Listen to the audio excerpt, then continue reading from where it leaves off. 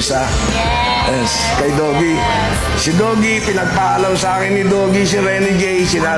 Sinabi niya, Tito, papayagan mo ba si Renny J na na dito?